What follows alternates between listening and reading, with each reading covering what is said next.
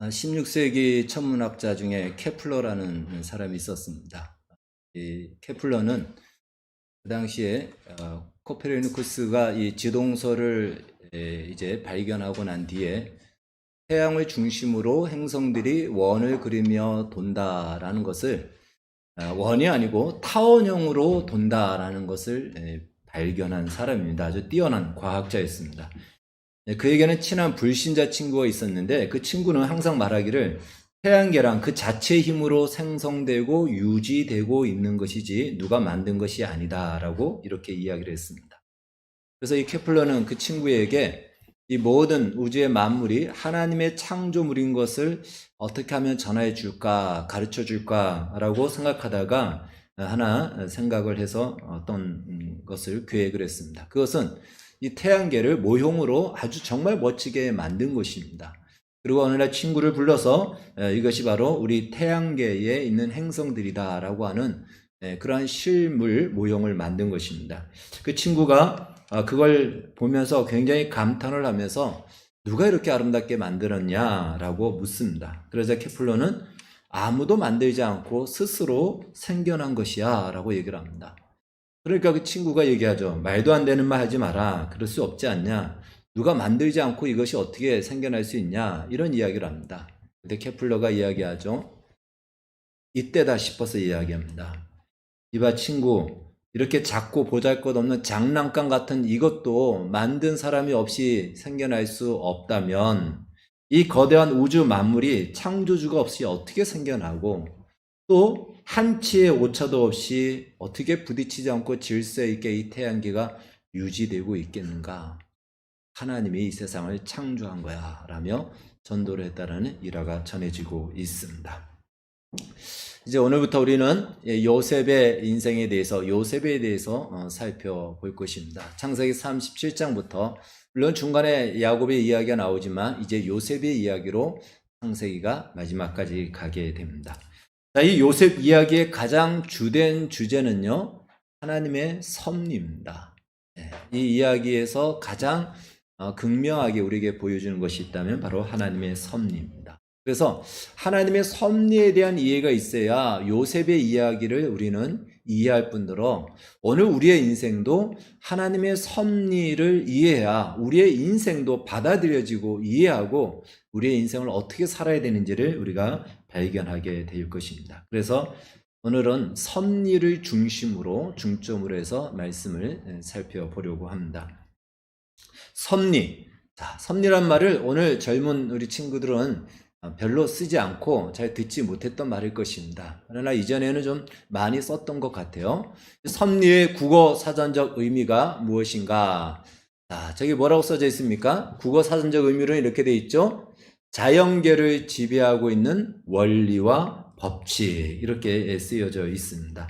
즉 우리 인생을 포함해서 자연 세계에는 어떤 원리와 법칙이 있는데 바로 그것이 섭리라는 것입니다. 그러니까 하나님을 믿지 않는 사람들도 이렇게 이해를 하고 있는 거예요. 저것은 우리의 믿지 않는 사람들의 기준에서 만든 내용인 것입니다. 그렇다면 성경적 관점에서의 하나님의 섭리라는 것은 무엇일까요? 우리 한번 같이 읽어보겠습니다. 시작. 하나님께서 세상을 창조하시고 그 창조 목적을 완성하기 위해 우리 인생을 포함한 모든 만물과 역사 속에서 행하시고 인도하시며 통치하시는 사역이라는 것입니다. 그래서 이것을 조금 더 쉽게 요약한다면 하이델베르크에 나와 있는 또 소위 웨스트민트 소위르 문답에 나와 있는 말씀을 제가 이렇게 좀 종합을 했습니다. 요약한다면 섭리란 창조의 목적을 완성하기 위해 보존하시고 다스리는 것입니다. 그리고 그 섭리의 대상은 무엇일까요? 모든 창조물과 그 창조물들의 행위입니다. 그리고 섭리의 방식은 하나님의 지극한 거룩하심과 권능과 지혜로 그 섭리를 이루어 가신다. 이것이 섭리에 대한 정의적인 그러한 내용인 것입니다.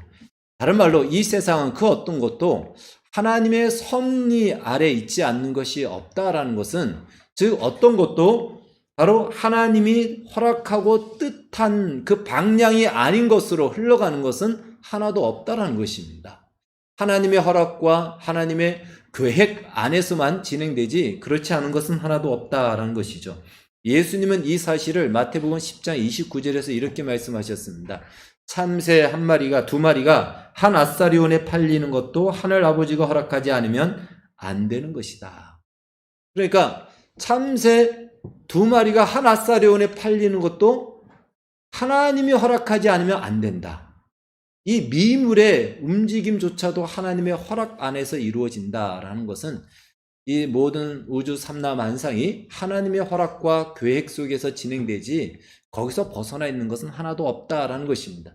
자, 그렇다면 그 안에는 여러분과 저의 인생도 포함되어 있다는 사실을 우리는 기억해야 됩니다. 하이델베르크 요르민답에서는 이러한 하나님의 섭리를 믿음으로 말미암아 우리가 얻는 유익에 대해서 이렇게 얘기를 합니다. 바로 하나님의 섭리를 믿기 때문에 우리는 역경에 처할 때에도 인내할 수 있으며 풍요로울 때는 감사할 수 있으며 또 하나님 아버지의 신실하심을 굳게 믿기에 우리가 겪는 그 어떤 일이라도 우리를 하나님의 사랑에서 끊을 수 없다라는 것과 반드시 합력하여 선을 이루실 줄을 우리는 확신하게 된다라는 것입니다. 결국 우리가 하나님의 섭리를 어떻게 이해하냐에 따라서 우리의 신앙생활, 믿음도 좌우가 된다는 것이에요. 대부분의 사람들이 신앙생활 하면서 신앙생활 하다가 시험에 드는 일이 무엇입니까? 하나님이 계신다면 왜 이런 일이 나의 인생 속에 펼쳐지는가? 이것이 우리의 시험의 주된 이유가 아니겠습니까? 바로 그것이 우리의 이유죠. 그렇기 때문에 하나님의 섭리를 다 이해하지 못하기 때문에 시험에 드는 것이에요. 왜 이런 일이 있고 왜 이런 사람을 만나게 하고 왜 이런 현실을 펼쳐지게 되는가? 과연 하나님이 계신단 말인가? 오늘 영상에서 보았듯이 바로 김선태 박사가 어렸을 때 하나님, 나는 희망이 없는 존재입니까? 하나님이 계신다면 내가 희망이 없다면 차라리 죽어버리겠습니다. 이러한 마음인 것이죠. 따라서 우리는 이 하나님의 섭리에 대해서 올바른 이해와 믿음을 가져야 될 것이며 또 우리가 그것을 알 때 우리의 인생이 하나님의 섭리 아래에 있는 우리의 인생이 얼마나 복된 인생인 것을 우리는 오히려 발견할 수 있게 된다는 것입니다. 그래서 이 섭리에 대한 조금은 들어보지 못했던 단어이기도 하지만 이것을 통해서 오늘 우리가 어디에 있는지 또 우리를 둘러싸고 있는 손길이 무엇인지를 깨닫고 발견하기를 바라겠습니다. 이제 창세기 37장 요셉의 인생을 우리가 살펴볼 텐데요. 대부분의 사람들은 이 요셉에 대해서 형들이 요셉을 애굽으로 보냈는데 하나님이 애굽에서 요셉을 총리로 세웠다라고 이렇게 생각을 합니다. 물론 그렇게 이야기해도 틀리지는 않습니다. 그러나 엄밀히 말해 누가 요셉을 애굽으로 보냈는가? 이렇게 질문을 한다면 그 형들이 보냈다라고 쉽게 말하기가 어렵습니다. 시편 105편 1절을 보면은 이렇게 시편을 시작합니다. 여호와께 감사하고 그의 이름을 불러 아뢰며 그가 하는 일을 만민 중에 알게 할지어다. 이렇게 하고 난 뒤에 2절부터는 여호와라는 이름 대신에 여호와를 그로 이렇게 표현을 합니다. 자, 그렇게 이어지는 말씀 중에 시편 105편 17절은 이렇게 말씀이 나옵니다. 그가 한 사람을 앞서 보내셨으며 요셉이 종으로 팔렸도다. 여기에 보면 한 사람은 바로 요셉을 이야기합니다. 근데 그 요셉을 누가 보냈냐면 그가 보냈습니다. 그는 누구시죠? 즉 1절에 말하고 있는 여호와라는 것이죠. 그러니까 여호와가 요셉을 애굽으로 보냈다라는 것이에요. 형들이 보낸 것이 아니라는 것입니다.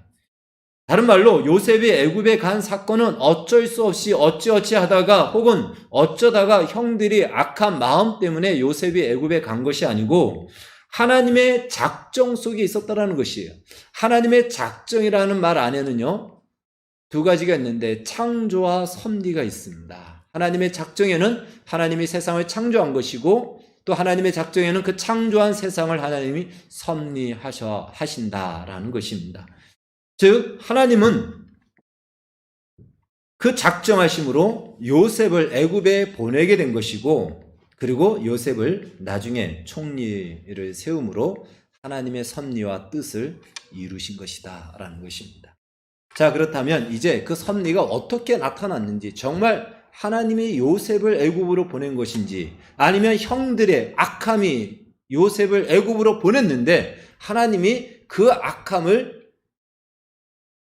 악함 속에서도 선으로 바꾸시는 것인지, 우리가 이 부분을 좀 살펴볼 필요가 있습니다. 먼저 섭리에 대한 잘못된 생각이 있습니다. 우리의 동양과 우리 또 옛날 사람들은요, 섭리하면 무슨 운명론 같이 생각하는 그 경향이 있습니다. 이 운명론은요, 우리 동양만이 아니고 사실은 그리스 아테네 시대에도 우리 성경에 나와 있는 그러한 그 사도 바울이 전도할 때 만났던 철학자들도 이러한 생각들을 많이 가지고 있었습니다. 이 운명론이란 이미 모든 것이 정해져 있다라는 것이에요. 그래서 하나님도 그 정해져 있는 틀을 바꾸지 못한다라는 것입니다. 그렇기 때문에 그냥 받아들여야 된다라는 거예요. 주어진 것이기에 어쩔 수 없이 받아들여야 된다. 이것이 운명론입니다. 결국 이 운명론에 따르면 인간에게는 자유가 있다 없다? 없는 것입니다.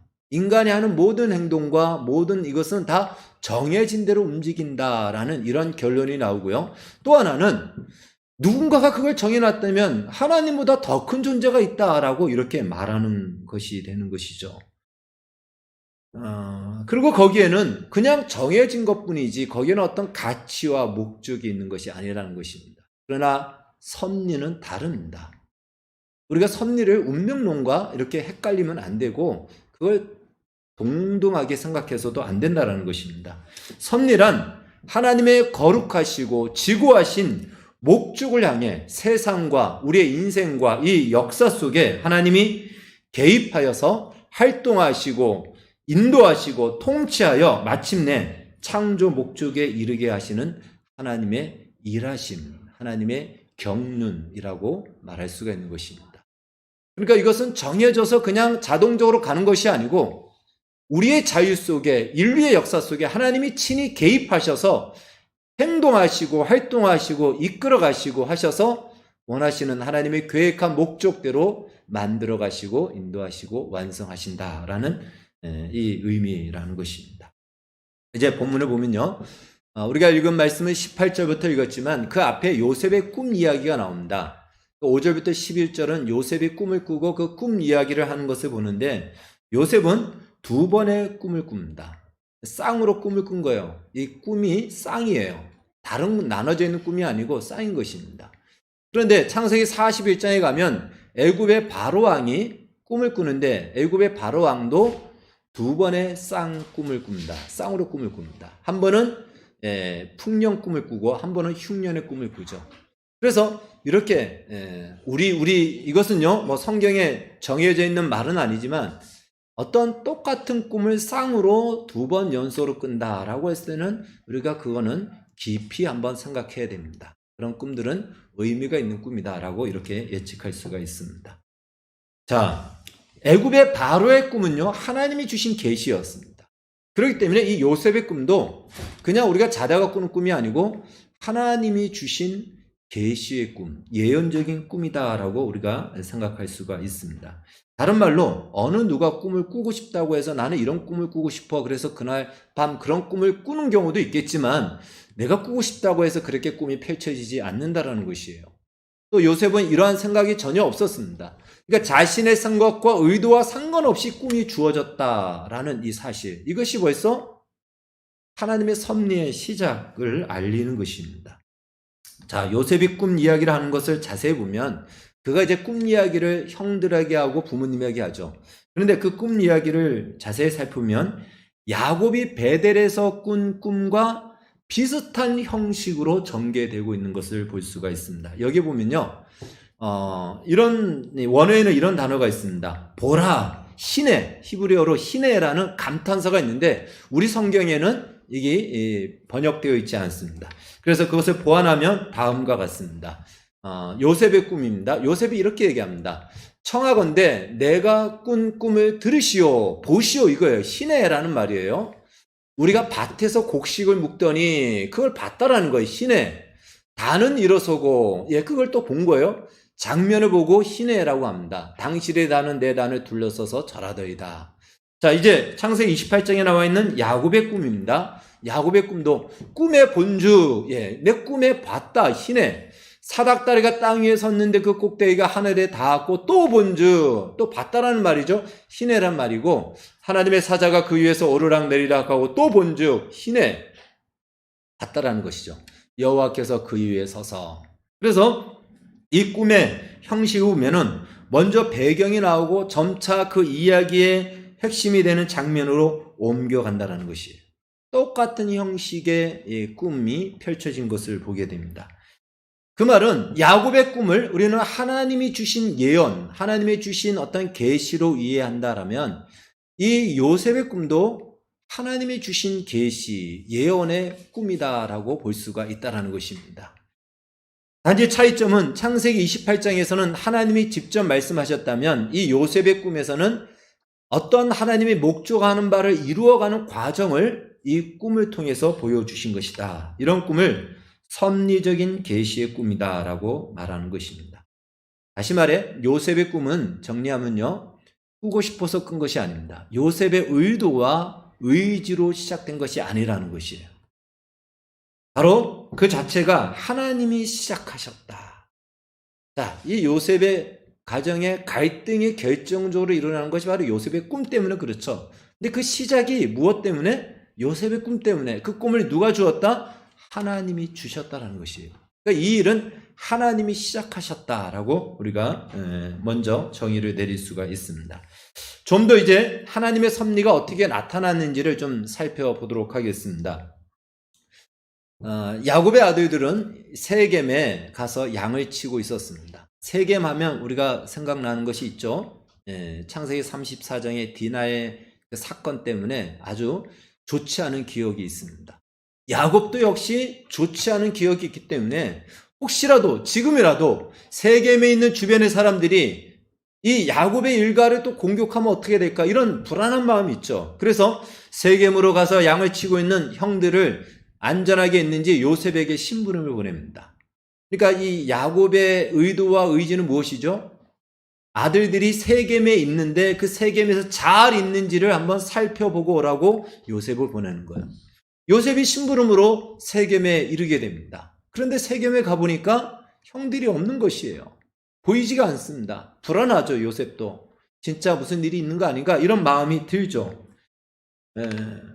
그때 요셉의 이 이리저리 뭔가 찾고 방황하는 모습을 보고는 성경은 이렇게 얘기합니다. 어떤 사람이 요셉에게 와서 묻습니다.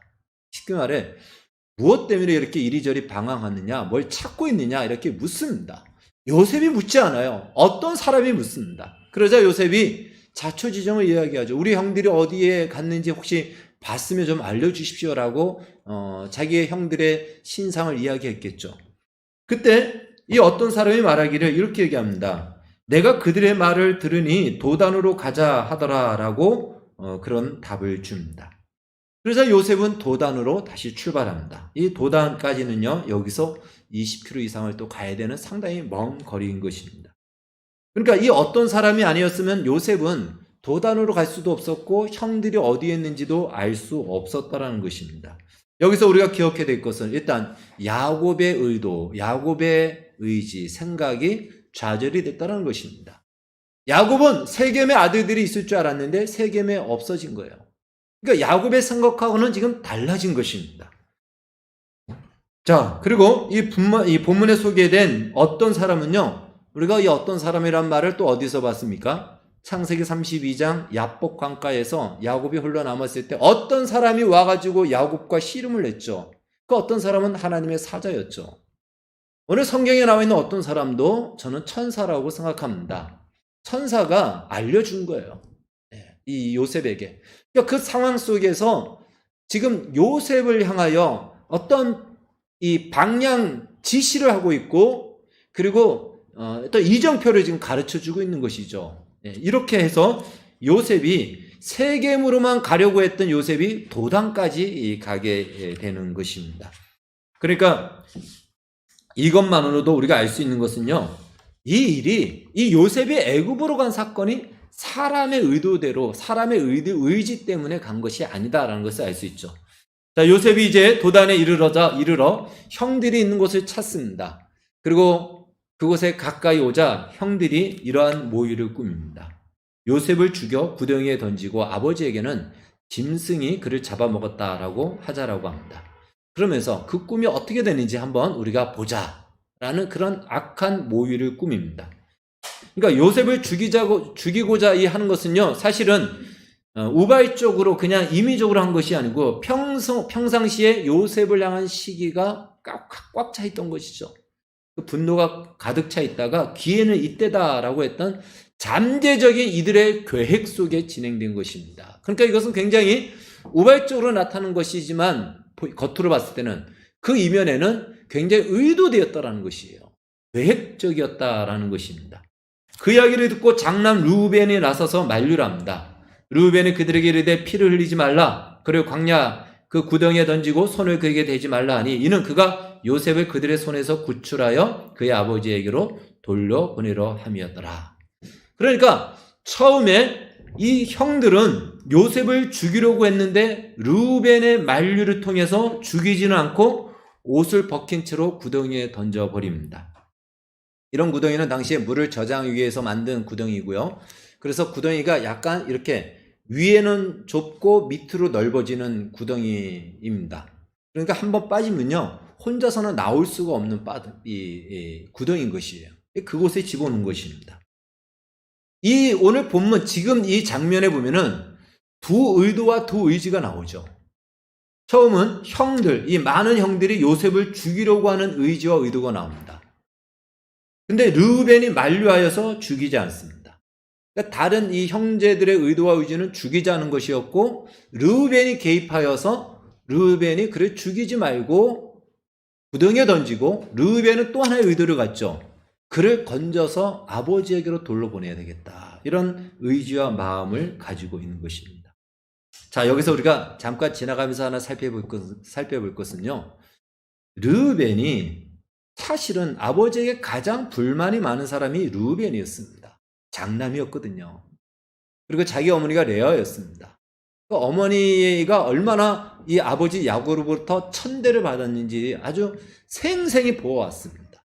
그래서 오죽하면 라헬이 죽고 나서 이제는 아버지가 그래도 어머니를 돌아보지 않을까 생각했는데, 웬걸 오히려 라헬의 이 시종이었던 첩이었던 야곱의 첩이었죠. 비라를 향하여 집중하는 것이죠.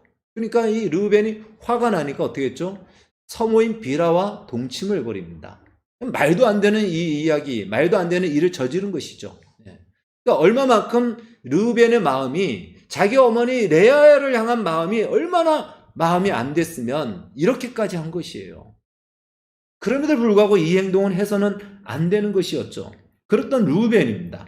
그런데 오늘 본문에 보면 이 르우벤이 그 라헬의 소생, 오히려 이 요셉은 라헬의 소생이니까 아주 복수할 수 있는 좋은 기회죠. 그런데도 불구하고 만류를 한다는 것이에요. 많은 성경학자들은 그가 장남이었기 때문에 그런 책임감 때문에 그렇게 했다라고 하지만 그렇게 저는 여겨지지 않습니다. 오히려 기회는 이때다. 완전히 라헬의 싹을 잘라버려야 되겠다. 그리고 나만이 아니고 형제들이 다 그렇게 하자는데 기회는 이때다 하고는 할 수도 있었겠죠. 근데 그렇게 하지 않았다라는 것입니다. 어떻게 이렇게 변화되었을까요? 그것은요, 성경은 자세하게 말하고 있지 않지만 이 르우벤이 서모인 비라와 동침을 했을 때 야곱이 거기서 르우벤을 말 그대로 쫓아버리던가 때려 죽이던가, 우리 식으로 온다면 이 말도 안 되는 일이잖아요. 성경에서도 이런 경우는 사실은 율법에 의하면 죽이라고 나와 있습니다. 그러지 않았다라는 것입니다. 그리고 야곱이 그 사건으로 변화가 된 것 같아요. 레아를 향한 마음을 가졌던 것 같습니다. 레아를 돌아본 것 같아요. 나중에 창세기 49장에 보면은요, 이 야곱이 요셉에게 유언을 할 때 이런 말을 합니다. 내가 죽으면 가나안 땅 막벨라 굴에다 묻어 달라고 합니다. 그곳은 아브라함과 사라와 이삭과 리브가가 묻힌 곳이며 나도 레아를 그곳에 장사하였다라고 얘기합니다. 즉 비록 이전에는 라헬을 사랑하였지만 이 사건 이후로 나중에는 레아를 우리식으로 말하면 정실 부인으로 인정했다는 것이에요. 야곱이 그런 변화가 일어났습니다. 르우벤이 그걸 알고는 그걸 본 것이죠. 그리고 자기를 쫓아버리지도 않고 자기에게 무슨 어떤 불쾌한 모습은 보였겠지만 그것을 가지고 자기를 죽이지도 않고 위로했던 것들을 생각할 때에 이 르우벤이 아버지를 생각하게 된 것이죠. 야곱에게 있어서 저 요셉은 어떤 존재인가? 생명과도 같은 존재. 그러니까 요셉을 생각해서가 아니고 아버지를 생각하니 요셉을 살려야 되겠다. 이런 마음을 르우벤이 가지게 된 것입니다. 인간적으로는 도저히 용납할 수 없는 파렴치한 행동을 했더라도 용납하고 용서할 때 분노에 찬 한 사람을 어떻게 변화시키고 바르게 세울 수 있는가? 이 성경의 유추를 통해서 우리가 확인할 수가 있는 것입니다. 물론 용납하고 용서한다는 것은 결코 쉽지 않습니다. 그럼에도 불구하고 우리는 우리를 받아주신 주님을 생각하면서 도저히 내가 받기 어려운 힘든 그러한 대상이라 할지라도 마침내 용납하고 용서할 수 있는 자리까지 이르기를 주의 이름으로 축원합니다. 자, 정리하면요. 이제 르우벤의 의도는요. 요셉을 살려서 아버지에게 돌려보내는 것입니다. 그것이 르우벤의 의도였고 1차적으로 그것은 성공을 했습니다. 이제 아버지에게로 돌려보내고 요셉을 살려서 돌려보내는 그것만 남았습니다. 그것이 르우벤의 의도와 의지였습니다.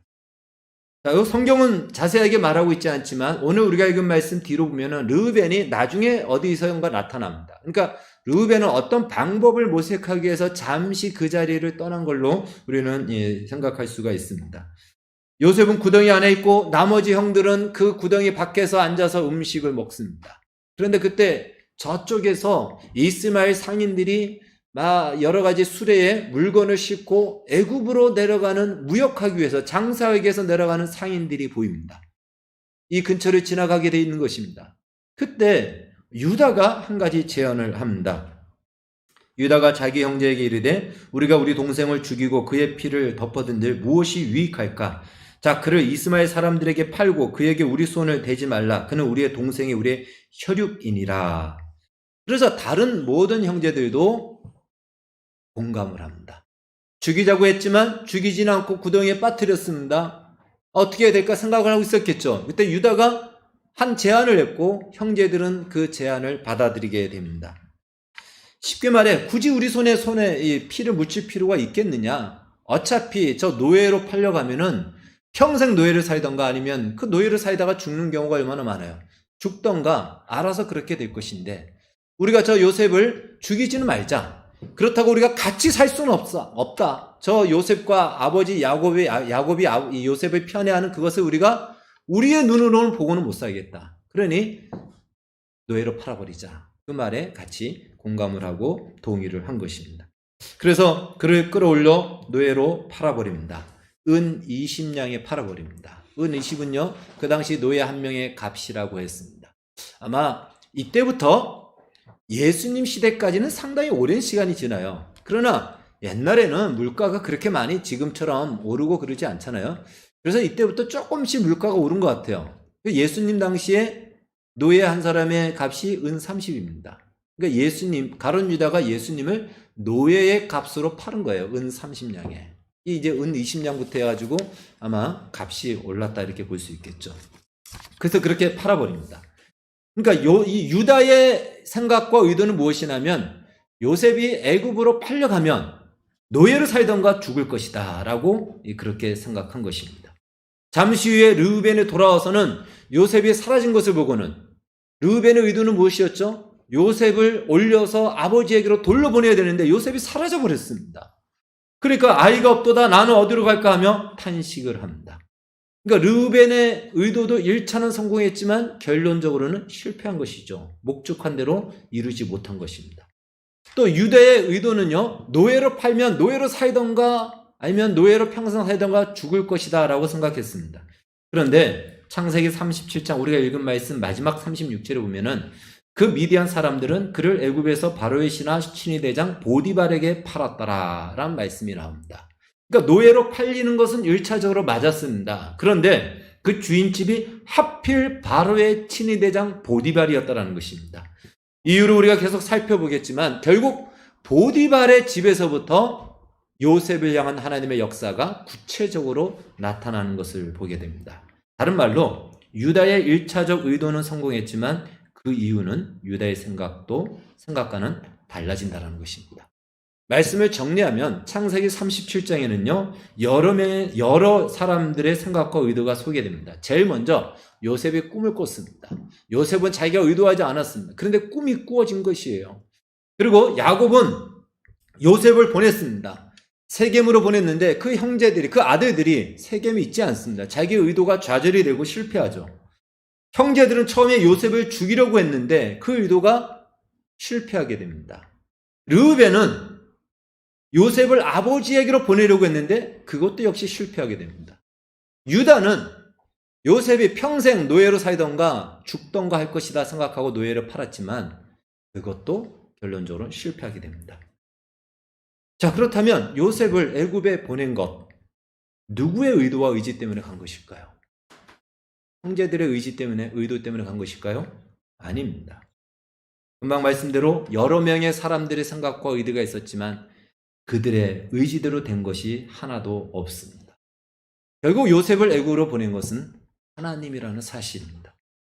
단지 본문에 등장하는 여러 명의 의도와 의지와 이 모든 것들은요, 하나님께서 그것을 사용하셨을 뿐입니다. 그리고 그때 맞춘 환경을 하나님이 조성하신 것이죠. 왜 하필 그때 이스마엘 상인들이 그 자리를 지나갔냐고요. 이런 모든 것들, 그 때를 정하고 그 시기를 정하고 그 일을 이루는 거 바로 하나님이란 것이죠. 그래서 이것은 마치 우연하게 보이지만 하나님의 섭리는 우연을 가장한 필연이라는 사실을 우리는 알 수 있습니다. 바로 그 역사 속에 하나님이 끼어드는 것이에요. 일어날 수 없는 일이 일어나는 것입니다. 우리가 우연이라는 것은요, 인과율이 맞지 않다는 것이잖아요. 뭔가 원인이 있어야 결과가 있어야 되는데 갑자기 그런 것과 없는데 일어난 일을 우리는 우연이다라고 얘기하죠. 엔카운터라고 그러죠. 그 다른 말로 하나님이 그 시간 속에 뛰어 들어오셔서 활동하신, 그래서 결과를 만들어낸 것이다라는 것입니다. 결국 요셉은 우여곡절 끝에 애굽으로 오게 됩니다. 형들 때문에 온 것이 아니고요, 하나님이 보내신 것입니다. 나중에 이 요셉이 그 형들과 화해하면서 한 고백이 있죠. 창세기 45장 6절을 보면은요, 당신들이 나를 이곳에 팔았다고 해서 근심하지 마소서, 한탄하지 마소서, 하나님이 생명을 구원하시려고 나를 당신들보다 먼저 보내셨나이다. 요셉이 그거 하나님의 섭리를 깨달은 것이에요. 하나님이 나를 보냈다라는 거예요. 하나님이 보낸 것이지, 요셉은 오랜 시간 동안 형들 때문에 내가 애굽에 왔다라고 생각하며 원망의 시간을 보냈을 것입니다. 그러나 그가 하나님의 섭리를 깨닫고 난 뒤에 하나님이 보내셨다는 것을 알게 되는 것이죠. 물론 그 과정은 너무 힘들고 고통스럽습니다. 그러나 우리가 기억해야 될 것은 그것이 하나님의 섭리였다라는 사실입니다. 그럼 우리는 질문할 수 있죠. 꼭 그런 방식으로, 그런 과정을 통해서 보내야 되느냐? 그러나 우리가 기억해야 됩니다. 하나님은 단지 애굽에 요셉을 보내는 것이 목적이 아니죠. 그것이 목적이 아니에요. 만약 그것이 목적이었다면 타임머신 타고 바로 보낼 수도 있었을 것입니다. 그 목적이 아닙니다. 요셉을 애굽으로 보내는 그 과정을 통해서 요셉이 경험하고 깨닫고 또 거기서 알게 되고 배우게 되는 모든 것들이 요셉에게는 자산이 되고 지혜로 쌓여서 마침내 완성된 자리에서 그 모든 것들이 놀랍게 펼쳐지고 열매를 맺게 하기 위한 것이었습니다. 오늘 이 영상에서 봤듯이 김선태 박사님도 내가 두 눈이 성했다면 과연 이런 일을 했겠느냐? 바로 이런 일들이죠. 우리가 잘 알고 있는 서정주, 이분도 사실은 믿는 사람이 아닙니다. 서정주 시인이 국화 옆에서라는 시를 썼죠. 마이크 소리가 우리 인행 선생님이 읽으면 더 좋지만 저 마이크는 소리가 잘 안 들어가니까 제가 읽을게요. 이 마이크로 들어가니까. 한 송이의 국화꽃을 피우기 위해 봄부터 소촉새는 그렇게 울었나 보다. 한 송이의 국화꽃을 피우기 위해 천둥 먹구름 속에서 또 그렇게 울었나 보다. 그립고 아쉬움에 가슴 조이던 머먼 젊음의 뒤안길에서 인제는 돌아와 거울 앞에 선 내 누님같이 생긴 꽃이여, 노란 내 꽃잎이 피려고 간밤에 무서리가 저리 내리고 내게는 잠도 오지 않았나 보다. 여러분, 예수를 믿지 않는 사람도요, 바로 한 송이의 국화꽃을 피우기 위해서 그렇게 밤새도록 소쩍서가 울어야 됐나 보다라는 것으로 표현한 것이죠. 열매를 맺고 어떠한 목적과 완성의 그 결과를 이루기 위해서 그 과정에 힘든 과정들이 필요했다라는 것입니다. 하나님께서 그 방식으로 보내야 됐던 이유가 바로 이것이었다라는 것입니다. 이제 본문을 오늘 말씀을 정리하면요. 이것을 통해서 오늘 이 섭리에 대한 이야기를 통해서 우리가 알 수 있는 것은요. 우리 자신을 한번 보십시오. 우리 자신도 내가 원하는 인생을 나는 살고 싶어 하죠. 그런데 내가 원한다고 하여 그 의도와 의지를 가졌다고 하여 내가 원하는 인생이 펼쳐집니까? 펼쳐졌습니까? 내가 원하는 대로 우리의 인생이 펼쳐졌습니까? 거의 그렇지 않습니다. 한마디로 우리의 인생과 생각은요, 우리 인간이 생각하는 대로 펼쳐지지 않는다라는 것입니다. 그런데 우리는 아주 죽으라고 우리의 의지대로, 우리의 생각대로 살려고 한다는 것이죠. 우리의 의지대로 펼쳐지지 않고요, 하나님의 섭리 속에 진행되고 있다는 사실입니다. 우리가 원하는 현실, 우리가 생각했던 그 현실이 아닌 고통스러운 현실이 펼쳐질지라도 그렇기 때문에 그것도 하나님의 섭리의 한 방식이라는 것입니다. 내가 생각지 못했던 일이 나의 인생 속에서 일어나고 내 눈앞에서 펼쳐질 때 정말 살고 싶지 않은 그런 일들이 일어날 때 이것 역시 하나님께서 펼치시는 섭리의 한 과정이라는 것입니다. 우리는 지금은 당장은 그것 때문에 낙심하고 절망하고 원망하고 살고 싶지 않은 마음이 있겠지만 하나님의 섭리를 아는 사람들은 그 섭리를 믿고 믿음으로 삶의 방식을 살아내야 되는 것입니다. 하나님이 이렇게 해주면 내가 이렇게 할게요. 그것이 아니고요. 이 현실은 내가 이해할 수 없으나 하나님이 섭리하신다는 믿음을 갖고 나는 믿음으로 사는 것입니다. 그것이 우리가 섭리를 사는 우리의 삶의 방식인 것입니다. 여기서 어떤 잔꾀를 부려봐야 시간만 낭비하고 마침내 그 잔꾀에 내가 거꾸로 자승자박당하는 일들이 펼쳐질 뿐입니다.